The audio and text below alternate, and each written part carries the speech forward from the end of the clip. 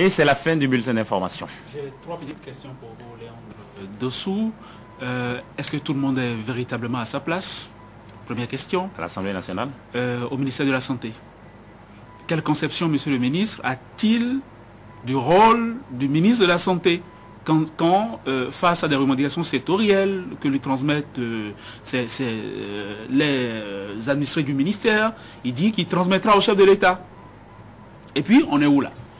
Ça, précisément, ces 3 questions, vous prendrez le temps de réfléchir. Je suis sûr qu'on en parlera et qu'on en reparlera. C'était là les informations. Léon Dessous, merci. Tout de suite, la chronique du jour, la chronique de Sulpice Oscar Baguidi. Le titre, ce mercredi, la maladie du boycott.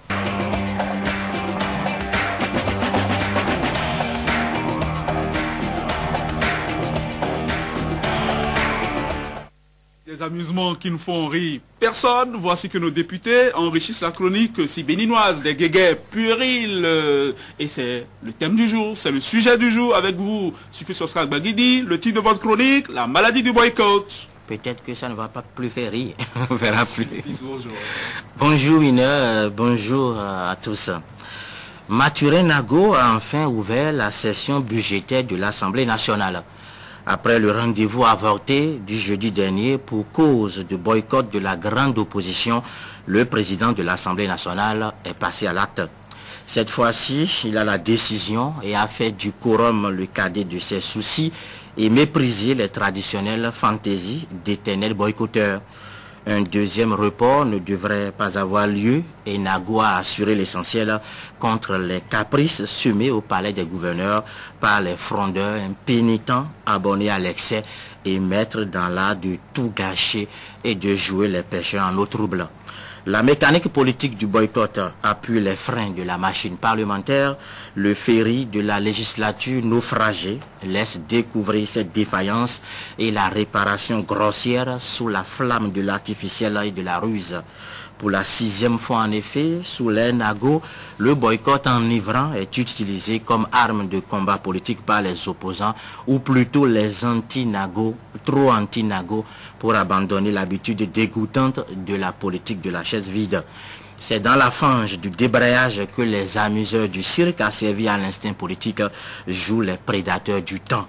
Chaque report brûle en effet le temps et expose au gâchis. Depuis l'échec du putsch contre Nago, des députés traumatisés par cette tentative manquée de limogeage ont touché le fond du désespoir et labourent le sol aride et infertile du boycott et de l'excès. À la chaîne de boycott s'ajoute l'enchaînement du rejet des rapports d'activité du président de l'Assemblée nationale. Les députés de l'opposition et les hybrides mi-mouvance, mi-opposition, adeptes de Janus, se sont si occupés de Nago qu'ils ont gaspillé la confiance des électeurs en tombant dans le bâclage. José Arthur parle de moniteurs d'auto-école à la main baladeuse qui ont une préférence pour le changement de vitesse au plancher qui permet quelques excès. Cet énième boycott recensé à l'hémicycle est vicieux et se couvre des sciures de sabotage du bilan de Nago. Cette attitude exécrable de députés chicaneurs réfugiés dans l'opposition ou en un sens d'apostasie solde une espèce d'altération des valeurs et de prostitution parlementaire. Sous le choc, Nago devient philosophe avec le recours à la théorie de la raison et de l'intelligence. La raison, ce que Descartes appelle le bon sens, est la chose du monde la mieux partagée. Restent 2 causes qui font errer le bon sens, la hâte de conclure et les préjugés. La 5e législature, de toute évidence, pour entretenir sa crise politique, a choisi de s'en remettre le plus souvent à l'instinct. Le remède du boycott servi par réflexe met à l'épreuve même l'imagination et telle la fumée picote les yeux.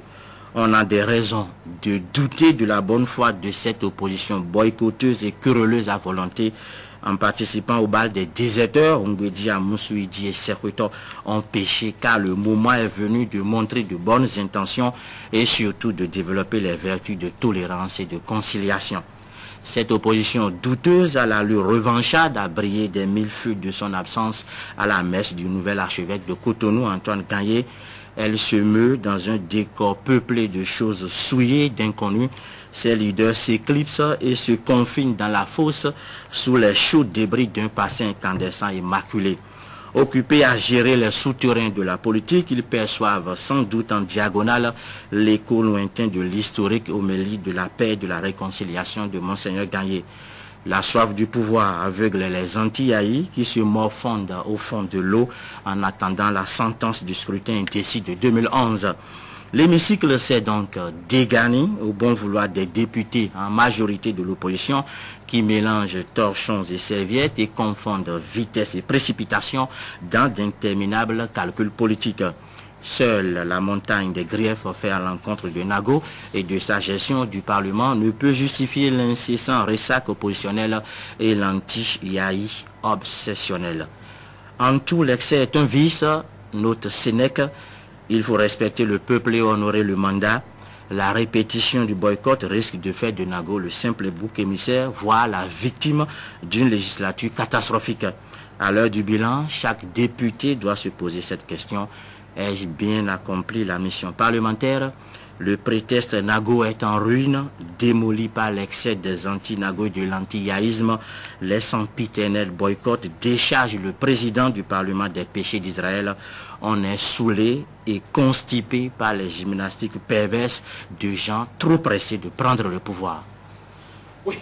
Sukiso Sabragidi, on l'a encore vu hier, on l'a vécu hier, un parlement, un hémicycle clairsemé aux 3/4 vide, c'est une habitude maintenant, j'ai envie de dire, c'est un abonnement presque que nous avons pris. Nous allons commencer ce matin avec Léandre Dossou. Triste spectacle que de voir la deuxième personnalité de notre pays humiliée par les boycott, énième boycott encore hier. Avant c'était le boycott de la cérémonie d'ouverture d'une session parlementaire et ce devant le corps diplomatique. Léon Dossou. Oui, c'est une image que nous projetons à l'international, je vais dire.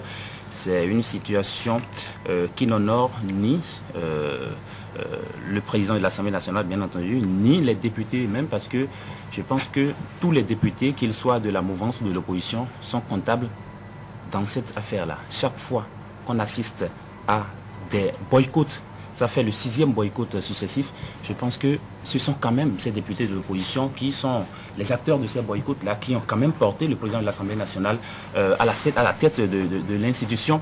Et je pense que autant qu'ils sont, ils doivent se sentir responsables. Et la responsabilité est d'autant plus grande qu'il s'agit de la représentation nationale. Lorsqu'on parle des députés, c'est la représentation nationale. Et chaque acte qui doit être posé doit tenir compte des mandants, de ceux-là qui les ont envoyés à l'Assemblée nationale. Malheureusement, on a l'impression que, bon, on fait les choses parce que peut-être on est pressé de prendre le pouvoir, on fait les choses parce qu'on est contre l'homme, c'est-à-dire le président de l'Assemblée nationale, on fait les choses parce qu'on est contre le président de la République, et alors on cherche un bouc émissaire, et ce bouc émissaire, à mon avis, c'est le président de l'Assemblée nationale. Je pense que c'est une situation qui n'honore personne. Il va falloir que l'opposition essaie de faire un jeu franc. C'est pas parce que nous sommes proches des élections, c'est pas parce que l'Assemblée nationale est le haut lieu de la politique, comme on dit, qu'il faut aller dans les excès. Parce que à cette allure-là, ça risque de nous constiper, ça risque de nous fatiguer totalement. Ça risque de vous constiper. Il y a toujours des laxatifs dans les pharmacies. Vous pourriez vous en procurer. Oui, mais est-ce que Nago, dans cette affaire, est-ce qu'il est victime coupable? On se souvient, c'est vrai, de l'allégorie de l'honorable Afodiobo sur le chien mourant, agonisant. Oui, mais dans cette affaire-là, Nago coupable ou victime, selon vous? Non, mais je pense que moi, je parlerai de Nago dans le contexte actuel, à l'heure où nous sommes là. Moi, je parlerai de Nago bouc émissaire tout simplement. C'est vrai qu'au début, l'homme a été critiqué par rapport à sa gestion, mais ce n'est pas une raison pour aller dans les excès. Je l'ai dit, ça fait 6 reports, 6 boycotts successifs. Je pense que quelque part, il faut que ceux qui sont les acteurs, les auteurs de ces boycotts se posent aussi des questions. À la fin, on va finir par victimiser le président de l'Assemblée nationale. Vous me pardonnerez de faire aussi simple, aussi banal, ça peut être tiré par les cheveux. Ben, on l'a dit, tout ce qui est excessif est forcément dérisoire. Mais il n'en fallait pas plus, François Messon, il n'en fallait pas plus pour que le professeur Mathurin Kofinago, je crois qu'il se veut Galilée, mais qui est peut-être Don Quichotte, que le professeur Mathurin Kofinago glisse sur des mots qui fâchent. Il avait parlé il y a quelques mois en arrière de caprice, la dernière fois il a parlé de raison et d'intelligence. Est-ce que ce n'est pas une attitude d'incendiaire? Est-ce qu'il n'aggrave pas la crise, François? Excusez-moi, mais vous ne pouvez pas étrangler un oiseau et l'empêcher de battre des ailes. Et lorsque quelqu'un se retrouve dans ses ultimes retranchements, je crois que la meilleure manière pour lui de réagir, c'est peut-être d'utiliser des méthodes un peu fortes, parce que comme on a l'habitude de le dire, eh bien malheureusement la fin peut justifier les moyens. Je ne pense pas que ça puisse enflammer. C'est vrai qu'à un moment donné, dans l'histoire de ce Parlement, on a effectivement noté quelques défaillances dans la manière de gérer la crise politique qui couvre au Parlement. C'est vrai que le professeur Nago n'est pas exempt de tout reproche, et pas du tout. Mais face à une situation du genre, n'oublions pas que les députés se font appeler élus du peuple et non élus de tel camp ou de tel camp politique. En principe, ça veut dire quoi? Ça veut dire qu'à des moments donnés, il faut savoir dépasser certains calculs extrêmement politiques pour ne serait-ce que se souvenir que les électeurs qui vous ont envoyé à l'Assemblée nationale ne vous ont pas envoyé là-bas pour faire le jeu de la démocratie, tout simplement, pour être obligatoirement l'institution de contre-pouvoir par excellence. Mais non, vous êtes au Parlement d'abord pour remplir les intérêts du peuple. C'est avec fierté hier que j'ai entendu le président Mathurin Nago parler des 120 lois qui ont été votées. Mais malheureusement, je suis sûr à 90% que plus de 75% de mes compatriotes n'étaient pas au courant que ce Parlement-là avait déjà voté 120 lois. Pourquoi? Parce qu'on a malheureusement été habitué au boycott, aux absences, au tiraillement et surtout au rejet de rapports. C'est l'image que nous avons gardée. Donc aujourd'hui, je crois qu'il convient d'opter pour la retenue de chaque côté, même si on ne peut pas demander aux opposants de faciliter la tâche à Nago. Ça, c'est de l'utopie pure. Mais il ne faut pas qu'ils oublient que l'opinion publique est là et observe. La communauté internationale regarde. Il ne faut pas qu'on tombe dans l'excès. L'erreur est humaine, mais la persévérance dans l'erreur devient diabolique et l'excès en toute chose nuit. Donc de la retenue à gauche, de la retenue à droite, et surtout il y a des boycotts qui, ma foi, laissent planer un air de revanche